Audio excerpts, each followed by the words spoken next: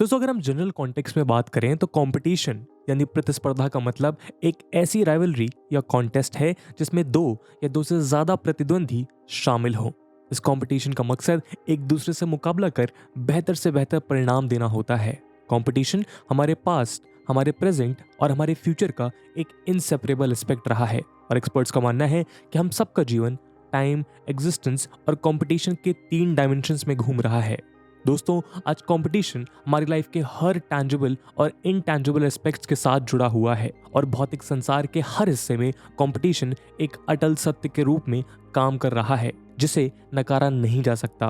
फिर चाहे वो इंडिया पाकिस्तान क्रिकेट मैच में दिखाई देने वाली स्पोर्ट्स राइवलरी हो या नेचर में सर्वाइवल के लिए एक ईगल और स्नेक के बीच होने वाला स्ट्रगल, सभी कंपटीशन के ही एग्जाम्पल्स हैं। लेकिन इन सब के अलावा इकोनॉमिक वर्ल्ड में कंपटीशन की अलग इंपॉर्टेंस है, खासकर तब जब वो इकोनॉमी कैपिटलिज्म की ओर मुड़ रही हो। सारे लिबरल थिंकर्स ने इस बात पे जोर दिया है कि कैसे किसी इकोनॉमी की ग्रोथ और एफिशिएंसी के लिए मार्केट में कंपटीशन का होना जरूरी है। उन थिंकर्स और फिलोसफर्स ने इस बात की ओर भी इशारा किया है कि कैसे लैक ऑफ कंपटीशन मार्केट में मोनोपोली क्रिएट करता है, जिससे समाज किसी प्रोडक्ट के लिए एक कंपनी पर डिपेंडेंट हो जाती है और अंत में शोषण का शिकार बन जाती है। दोस्तों आज इस वीडियो में हम कंपटीशन जैसी डायनेमिक टर्म को मार्केट पर्सपेक्टिव से समझने की कोशिश करेंगे और कंपटीशन के नेचर को समझेंगे। हम इस बात पे भी रोशनी डालेंगे कि क्यों मार्केट में हेल्दी कंपटीशन एक नेशन, उसमें बसने वाले लोगों और पूरी इकोनॉमी के लिए जरूरी है और देश की सरकार ने सभी के लिए फेयर कंपटीशन इंश्योर करने के मकसद से कौन कौन से कदम उठाए हैं। लेकिन दोस्तों आगे बढ़ने से पहले मैं आपको बता दूं कि वीडियो यूपीएससी मेंस एग्जामिनेशन के पर्सपेक्टिव से भी रिलेवेंट है और इस टॉपिक से रिलेटेड सवाल यूपीएससी जीएस 3 के इंडियन इकोनॉमी सेक्शन में पूछे जा सकते हैं। तो बिना किसी देरी के आइए शुरू करते हैं आज का डिस्कशन। दोस्तों सबसे पहले तो आप सबको बहुत बड़ा शुक्रिया कि आपने स्टडी आईक्यू की पहली किताब फंडामेंटल्स ऑफ ज्योग्राफी को शानदार रिस्पांस देते हुए यूपीएससी कैटेगरी में बेस्ट सेलर बना दिया और आपके इसी रिस्पांस की सराहना करते हुए स्टडी आईक्यू लेके आया है इंडियन ज्योग्राफी पे अपनी नई किताब, जिसको स्पेशली डिजाइन किया गया है यूपीएससी, सीएसई और बाकी के स्टेट एग्जाम्स के लिए। इस बुक के स्पेशल फीचर्स की बात की जाए तो अराउंड 200 मैप्स और डायग्राम्स यूज किए गए हैं बेहतर क्लैरिटी और अंडरस्टैंडिंग के लिए, क्विक रिवीजन के लिए, टेबल फॉर्म में notes, previous year question paper, real life example की केस स्टडीज और भी बहुत कुछ है जो इस बुक को बनाता है आपकी यूपीएससी प्रिपरेशन के लिए बेस्ट चॉइस। तो दोस्तों आज ही घर बैठे ऑर्डर करिए फ्लिपकार्ट और अमेजोन से इंडियन ज्योग्राफी पे स्टडी आईक्यू की शानदार किताब। लिंक्स आपको पिन कमेंट में मिल जाएंगी। कहानी की शुरुआत 1 जुलाई 2021 से होती है जब एनआरएआई ने कंपटीशन कमीशन ऑफ इंडिया के पास इंडिया की 2 सबसे बड़े फूड डिलीवरी प्लेटफॉर्म्स जोमैटो और स्विगी के खिलाफ केस फाइल किया। हमारे लिए इस पूरी कहानी में 2 मेन कैरेक्टर्स हैं, एक तरफ जोमैटो और स्विगी जैसे फूड डिलीवरी एग्रीगेटर्स, तो दूसरी तरफ एनआरएआई है जो इन कंपनीज के साथ काम कर रहे पार्टनर रेस्टोरेंट्स को रिप्रेजेंट कर रही है। दोस्तों एनआरएआई या national restaurant association of India 1982 में स्टैब्लिश की गई, जो एक ऑर्गेनाइजेशन है जो इंडिया के 5 लाख से भी ज्यादा रेस्टोरेंट्स को रिप्रेजेंट करती है। एनआरएआई के एलिगेशंस के अनुसार mega food delivery giants Zomato और स्विगी अपनी वर्किंग पॉलिसी में कुछ ऐसी प्रैक्टिसेस यूज कर रहे हैं जिसकी वजह से इन जायंट्स के साथ काम कर रहे हजारों पार्टनर रेस्टोरेंट के ऊपर नेगेटिव इंपैक्ट पड़ रहा है।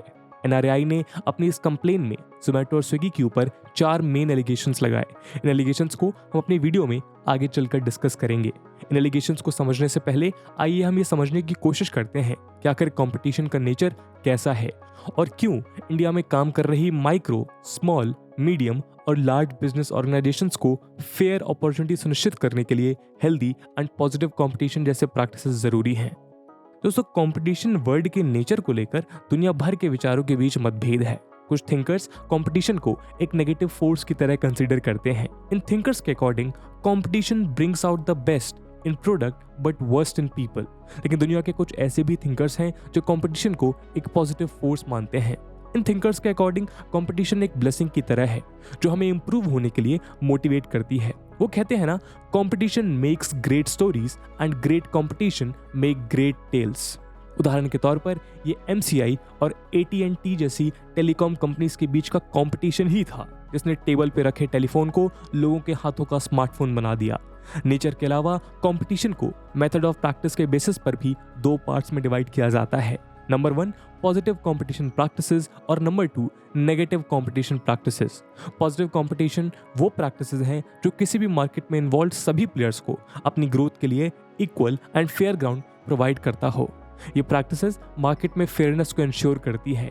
वहीं नेगेटिव कंपटीशन प्रैक्टिसेस वो प्रैक्टिसेस हैं जिनकी मदद से बिजनेसेस मार्केट की फेयरनेस को रिड्यूस या डिग्रेड करती हैं। Price fixing, predatory pricing, dumping, diving territories और patent abuse anti competition practices के कुछ प्राइम एग्जांपल्स में से एक हैं। इन प्रैक्टिस की वजह से मार्केट का डिस्टॉर्शन होता है जो हायर प्राइसेस और पुअर कस्टमर सर्विसेज जैसे प्रॉब्लम्स को जन्म देता है। दोस्तों, इन दोनों ही प्रैक्टिसेस का यूज आज वर्ल्ड की हर इकोनॉमी में किया जाता है और हमारा देश भी इस बात से अछूता नहीं रहा है।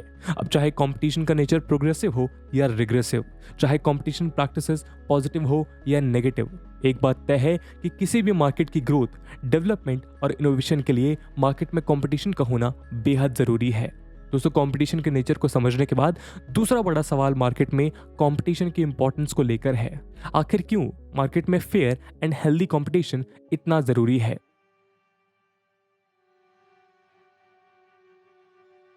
दोस्तों, कंपटीशन की इंपॉर्टेंस को समझने के लिए आइए हम सबसे पहले कंज्यूमर पर्सपेक्टिव से बात करते हैं। यदि कंज्यूमर पर्सपेक्टिव से देखा जाए तो मार्केट में फेयर कंपटीशन और एथिकल प्रैक्टिसेस होने का सबसे बड़ा फायदा देश के लाखों करोड़ों कंज्यूमर्स को होता है। कंपनीज एक दूसरे से compete करते हुए लोएस्ट प्राइस में कंज्यूमर को बेस्ट प्रोडक्ट या सर्विसेज देने का प्रयास करती हैं जो कंज्यूमर्स के लिए लो प्राइस इंश्योर करता है। पॉजिटिव कंपटीशन से इनोवेशन और रिसर्च को बढ़ावा मिलता है जिसकी वजह से कंज्यूमर्स को बेटर क्वालिटी प्रोडक्ट्स अवेलेबल होते हैं। इन सब के अलावा पॉजिटिव कंपटीशन के कारण मार्केट में कंज्यूमर्स के लिए प्रोडक्ट्स की वैरायटी भी इंक्रीज हो जाती है। दूसरी तरफ बिजनेस एंटिटीज के पर्सपेक्टिव से बात करें तो fair competition and ethical practices long run में बिजनेस ऑर्गेनाइजेशन के लिए भी बेनिफिशियल हैं। अगर बिजनेसेस हेल्दी मार्केट प्रैक्टिसेस को अडॉप्ट करते हैं तो कंज्यूमर्स के लिए बेटर क्वालिटी, लो प्राइस और वाइड रेंज इंश्योर होती है जो कस्टमर सेटिस्फैक्शन को इन्हांस करता है। और ये सेटिस्फैक्शन कंज्यूमर की कंजम्पशन कैपेसिटी और कंजम्पशन रेट को इंक्रीज करता है। कंज्यूमर सेटिस्फैक्शन से नंबर ऑफ रिपीटिंग ऑर्डर भी इंक्रीज होते हैं और कंजम्पशन अपने आप बढ़ जाता है। कंजम्पशन का इंक्रीज होना बिजनेस को एक्सपैंड करता है जिससे हायर रेवेन्यू जनरेट होता है। दोस्तों, क्वालिटी प्रोडक्ट्स, बेटर सर्विस और प्रोडक्ट सेटिस्फैक्शन कंपनी के अंदर एक कंज्यूमर के ट्रस्ट को भी बढ़ावा देता है और कंपनी के पास एक लॉयल कस्टमर बेस तैयार हो जाता है। इस डोमेन में हम सब टाटा के नाम से वाकिफ हैं। तो दोस्तों, हमें आशा है कि अब तो आप ये अच्छे से समझ गए होंगे कि किस तरह फेयर कंपटीशन और गुड मार्केट प्रैक्टिसेस कंज्यूमर और बिजनेस दोनों के अपलिफ्टमेंट के लिए ज़रूरी हैं। आइए अब देखते हैं कि इंडिया में फेयर कंपटीशन को इंश्योर करने के लिए हमारी सरकारों ने आज तक कौन कौन से कदम उठाए हैं। दोस्तों, इंडियन मार्केट को सभी के लिए फेयर एंड स्क्वायर रखने के ऑब्जेक्टिव के साथ गवर्नमेंट ऑफ इंडिया ने सबसे पहले 1969 में the monopolies and restrictive trade practices act, जिसको शॉर्ट फॉर्म में हम MRTP एक्ट भी कहते हैं, उसे इनैक्ट किया। लेकिन इस एक्ट में कुछ लूप होल्स थी जिनका फायदा उठाकर कुछ बिजनेसमैन हेल्दी मार्केट फैब्रिक को डिस्टॉर्ट करते रहे। साल 2002 में गवर्नमेंट ने MRTP की खामियों को दूर करने के उद्देश्य के साथ राघवन कमेटी का गठन किया और साल 2002 में राघवन कमेटी की रिकमेंडेशन के बेसिस पर पार्लियामेंट ने MRTP एक्ट को कंपटीशन एक्ट के साथ रिप्लेस किया। उसके बाद साल 2007 में इस एक्ट को अमेंड करते हुए इंडिया में CCI यानी कंपटीशन कमीशन ऑफ इंडिया का एस्टैब्लिशमेंट हुआ। दोस्तों, आज ये एक्ट इंडिया में होने वाले एंटी कॉम्पिटिटिव प्रैक्टिसेस और बिजनेस एंटरप्राइजेस द्वारा पावर अब्यूज को प्रोहिबिट करने का मैकेनिज्म प्रोवाइड करता है जिससे इंडियन मार्केट में फेयर कंपटीशन इंश्योर हो सके। यहाँ हम आपको ये बता दें कि कंपटीशन कमीशन ऑफ इंडिया वही गवर्नमेंट स्टैच्यूटरी बॉडी है जिसने करप्ट प्रैक्टिसेस के कारण 2013 में BCCI और 2014 में गूगल जैसी मल्टीनेशनल कंपनी के ऊपर पेनल्टीज इंपोज की थी। तो चलिए दोस्तों, एक नज़र कंपटीशन कमीशन ऑफ इंडिया के बेसिक स्ट्रक्चर पर डालते हैं और ये समझने की कोशिश करते हैं कि कैसे 14 अक्टूबर 2003 में मिनिस्ट्री ऑफ कॉर्पोरेट अफेयर्स के अंडर स्टैब्लिश हुई ये स्टैच्यूटरी बॉडी इंडिया के अंदर फेयर कंपटीशन को बनाए रखने का प्रयास कर रही है। कंपटीशन कमीशन एक क्वाजी जुडिशियल बॉडी है जो सेंट्रल गवर्नमेंट द्वारा अपॉइंट की जाती है। इस कमीशन में एक चेयरपर्सन होते हैं और श्री अशोक कुमार गुप्ता कमीशन के करंट चेयरमैन के रूप में कार्यरत हैं। चेयरपर्सन के अलावा कमीशन में मिनिमम 2 और मैक्सिमम 6 मेंबर्स हो सकते हैं। कमीशन का मेन फंक्शन इंडिया में फेयर एंड हेल्दी कंपटीशन को सुनिश्चित करना है, जिससे देश में सभी बिजनेस क्लासेस के बीच सस्टेनेबल कंपटीशन प्रमोट किया जा सके। इसके अलावा ये बॉडी बिजनेसेस द्वारा यूज की जाने वाली ऐसी प्रैक्टिसेस को एलिमिनेट करने का भी काम करती है जो फेयर मार्केट कंपटीशन को एडवर्सली अफेक्ट करता हो। साथ ही भारतीय कंज्यूमर का वेलफेयर भी कमीशन के विशेष उद्देश्यों में से एक है, जिससे कंज्यूमर इंटरेस्ट को प्रोटेक्ट किया जाता है और उन्हें अपने अधिकारों के बारे में जागरूक बनाया जाता है। कमीशन गवर्नमेंट द्वारा फॉर्मुलेट की गई कॉम्पिटिटिव पॉलिसीज को भी इंप्लीमेंट करने का काम करती है, जिससे रिसोर्सेज का एफिशिएंट यूटिलाइजेशन किया जा सके। दोस्तों, सीसीआई के डायनामिक रोल की वजह से कंपटीशन कमीशन का स्ट्रक्चर और working sphere UPSC prelims exam point of view से एक इंपॉर्टेंट टॉपिक बन जाता है। और जब जोमेटो और स्विगी कंपटीशन कमीशन के निशाने पर रहे हों तो ये टॉपिक मेंस पर्सपेक्टिव से भी हमारे लिए और ज़्यादा इंपॉर्टेंट बन जाता है। अभी तक आप समझ गए होंगे कि हेल्दी कंपटीशन क्या है और क्यों ये किसी भी इकोनॉमी के लिए बेहद ज़रूरी है। तो चलिए अब करंट इशू को सेंटर पॉइंट पे लेकर एनआरएआई द्वारा लगाए गए एलिगेशंस को डिटेल में समझते हैं। दोस्तों, सबसे पहला एलिगेशन जो एनआरएआई ने अपनी कंप्लेन में पॉइंट आउट किया है वो है प्राइस पैरिटी को लेकर। सिंपल टर्म्स में प्राइस पैरिटी का मीनिंग है इक्वल प्राइसिंग फॉर ऑल। इसका मतलब किसी भी एक प्रोडक्ट का प्राइस दूसरे प्लेटफॉर्म पे डिफरेंट नहीं हो सकता। लेकिन एनआरएआई की कंप्लेन के according food delivery aggregator Zomato and Swiggy अपने पार्टनर रेस्टोरेंट के बीच प्राइस पैरिटी के प्रिंसिपल को फॉलो नहीं कर रहे हैं। एनआरएआई की माने तो एक प्रोडक्ट की प्राइस अलग अलग रेस्टोरेंट पे डिफरेंट शो करती है। ये फूड जाइंट्स समय, काल और परिस्थिति के अनुसार अपने गेन के लिए प्राइसेस चेंज भी कर देते हैं। दूसरे एलिगेशंस जो एनआरएआई ने लगाए हैं वो है इनएडिक्वेट कस्टमर डेटा शेयरिंग से रिलेटेड। एनआरएआई ने जोमेटो और स्विगी को पार्टनर रेस्टोरेंट के साथ कस्टमर डेटा शेयर ना करने के लिए एक्यूज किया है। एनआरएआई के एलिगेशंस के अकॉर्डिंग ये food delivery platforms partner restaurant और कस्टमर के बीच डायरेक्ट कॉन्टैक्ट को प्रिवेंट कर रहे हैं। कस्टमर ऑर्डर की डिलीवरी टाइमिंग के डेटा को लेकर भी एनआरएआई ने अपनी नाराजगी जताई है। एनआरएआई के अकॉर्डिंग पार्टनर रेस्टोरेंट के साथ ऑर्डर की डिलीवरी टाइमिंग डेटा को शेयर नहीं किया जा रहा है, जबकि ऑर्डर डिले केस में पार्टनर रेस्टोरेंट को अकाउंटेबल माना जाता है। Even poor consumer satisfaction cases में भी बिना रेस्टोरेंट को रीजंस बताए उनकी पेमेंट तक डिडक्ट कर दी जाती है। थर्ड एलिगेशन जो एनआरएआई ने जोमेटो और स्विगी पे लगाया है वो कॉन्ट्रैक्ट की टर्म्स एंड कंडीशंस से रिलेटेड है।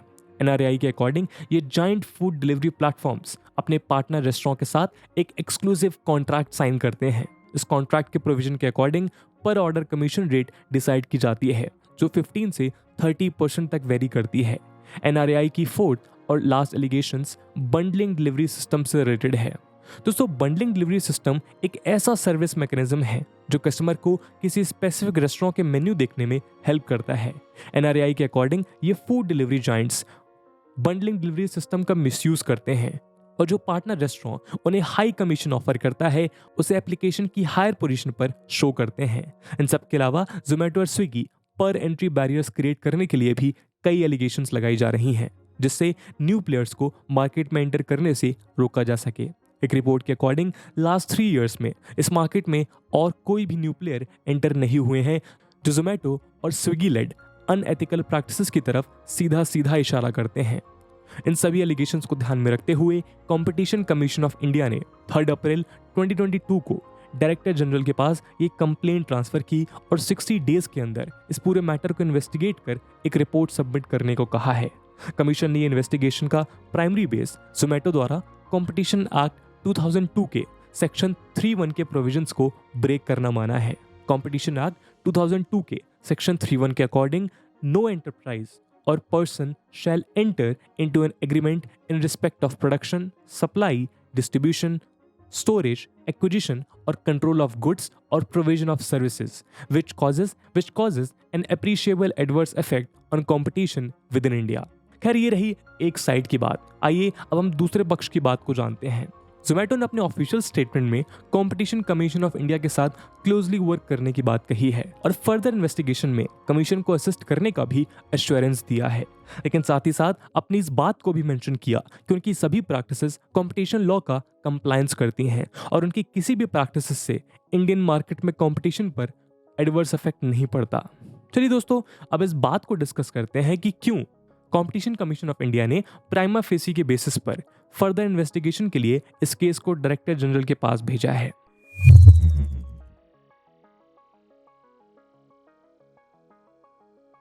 दोस्तों इंडिया की ऑनलाइन फूड डिलीवरी इंडस्ट्री एक रिवॉल्यूशनरी फेज में है जो रैपिडली ग्रो कर रही है।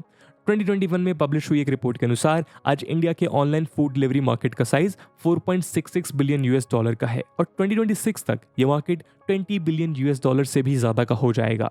आज देश के फूड डिलीवरी बिजनेस का 90 to 95% जोमेटो और स्विगी जैसे बड़े प्लेयर्स कंट्रोल करते हैं। अथॉरिटीज को ये कंसर्न है कि जोमेटो और स्विगी जैसे बड़े प्लेयर्स मार्केट में अपनी मोनोपोली स्टैब्लिश कर चुके हैं और अगर समय रहते इन प्लेटफॉर्म्स के वर्किंग मेथड्स को चेक नहीं किया गया तो शायद आने वाले समय में ये अनफेयर मार्केट प्रैक्टिसेस और ज़्यादा इंक्रीज हो जाएंगी। इंडिया में सभी के लिए fair and competitive market environment के अगेंस्ट ये एक बड़ा थ्रेट माना जाता है। तो दोस्तों आज की हमारी इस वीडियो के थ्रू हमने ये समझा कि हेल्दी और पॉजिटिव कंपटीशन क्या होता है, क्यों इस तरह की प्रैक्टिसेस को प्रोटेक्ट करने की ज़रूरत है। साथ ही हमने ये भी जाना कि किस तरह जोमेटो और स्विगी जैसी ऑनलाइन फूड डिलीवरी कंपनीज द्वारा एस्टैब्लिश्ड मार्केट मोनोपोली हमारे हेल्दी मार्केट इक्विलिब्रियम को ब्रेक कर सकता है। अब आगे ये इन्वेस्टिगेशन किसके फेवर में जाती है ये तो वक्त ही बताएगा, लेकिन इस पूरे विवाद में हमारे मन और मस्तिष्क में बहुत से नए सवालों को जन्म दिया है कि आने वाले भविष्य में जोमेटो जैसे जायंट प्लेयर की मोनोपोली और प्रेजेंस दूसरे छोटे प्लेयर के लिए एक खतरा है।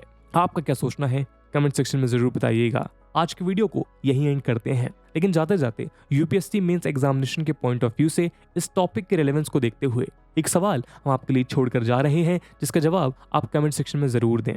And the question is, evaluate the role of Competition Commission of India in ensuring healthy competition for all. And with this question, my friends, that's it for the video. I hope आपको video पसंद आया होगा और अगर पसंद आया है तो अपने दोस्तों के साथ शेयर करना बिल्कुल मत भूलिएगा। मिलते हैं अगले वीडियो में, तब तक के लिए जय हिंद, जय भारत।